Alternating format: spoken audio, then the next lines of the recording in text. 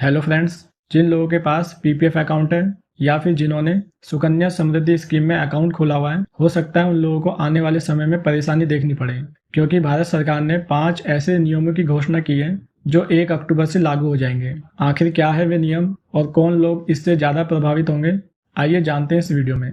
पहला नियम है ओनली 1 पीपीएफ अकाउंट पर माइनर। जैसा कि आप जानते हैं कि पीपीएफ स्कीम में माता पिता को अपने अकाउंट के साथ साथ अपने बच्चों के नाम पे भी एक पीपीएफ अकाउंट खोलने की अनुमति होती है, लेकिन इसमें बच्चों की उम्र 18 साल से कम होनी चाहिए। पर पिछले कुछ समय से भारत सरकार ने ये पाया है कि जिन बच्चों की उम्र 18 साल से कम है, उनके कई सारे पीपीएफ अकाउंट बैंकों में और पोस्ट ऑफिस में खुले हुए हैं। इसी अनियमितता को रोकने के लिए भारत सरकार ने एक नियम लागू किया है कि जिन बच्चों का पीपीएफ अकाउंट 1 से ज़्यादा है, तो उनका जो पहला वाला अकाउंट होगा उसे ही रेगुलर अकाउंट माना जाएगा और पीपीएफ पे जो इंटरेस्ट मिलता है वो सिर्फ उसी अकाउंट में दिया जाएगा। और बाकी उनके जो अदर पीपीएफ अकाउंट है उनको बंद तो नहीं किया जाएगा, लेकिन उस पर उनको पीपीएफ अकाउंट के इंटरेस्ट की बजाय पोस्ट ऑफिस सेविंग अकाउंट में मिलने वाला ब्याज दिया जाएगा। और इस समय पोस्ट ऑफिस सेविंग अकाउंट में 4% का ब्याज मिल रहा है। साथ ही नियम में एक बात और बताई गई है कि जिनका इरेगुलर अकाउंट है वो अकाउंट तो बना रहेगा 18 साल तक, और जब वे बच्चे 18 साल कंप्लीट हो जाएंगे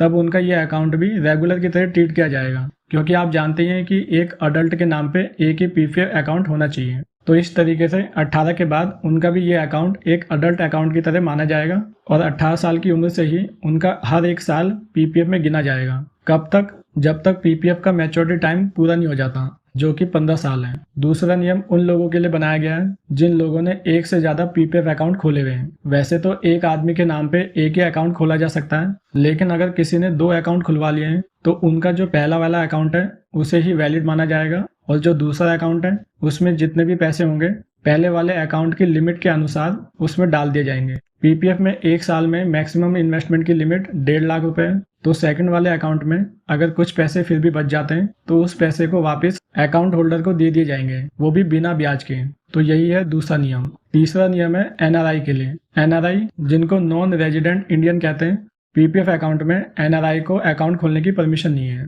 लेकिन जिन लोगों ने पीपीएफ अकाउंट खुलवाया और उसके बाद एनआरआई बने, तो पीपीएफ में नियम है कि आप उस अकाउंट को उसके मैच्योरिटी पीरियड तक ले जा सकते हैं, यानी पीपीएफ के मैच्योरिटी टाइम तक आप उसमें पैसे जमा कर सकते हैं। लेकिन जैसे कि पीपीएफ में एक नियम ये भी है कि अगर कोई भारत का नागरिक है और उसका पीपीएफ मैच्योर हो जाता है 15 साल बाद, तो वो इसे 5 साल और आगे बढ़ा सकते हैं। लेकिन ये चीज एनआरआई के लिए नहीं है। तो वे एनआरआई जिन्होंने अपना पीपीएफ अकाउंट मैच्योरिटी के बाद भी उसे एक्सटेंड किया है और अपना एनआरआई का जो स्टेटस है वो बैंक या पोस्ट ऑफिस में नहीं बताया है, तो इस नियम के अनुसार उन लोगों का जो पीपीएफ अकाउंट है वो 30 सितंबर तक वैलिड रहेगा।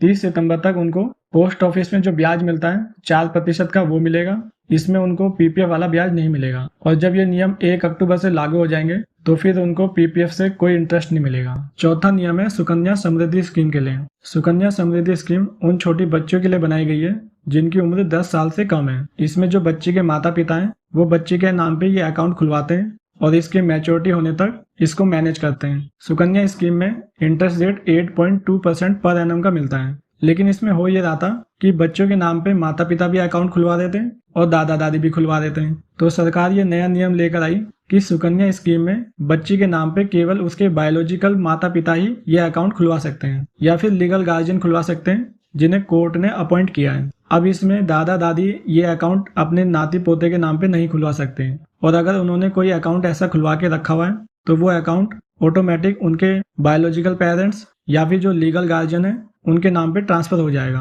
और जिन बच्चों के पेरेंट्स नहीं है उस केस में जो लीगल गार्जियंस बनेंगे वो कोर्ट डिसाइड करेगा कि दादा दादी को लीगल गार्जियन बनाना है या फिर किसी और को।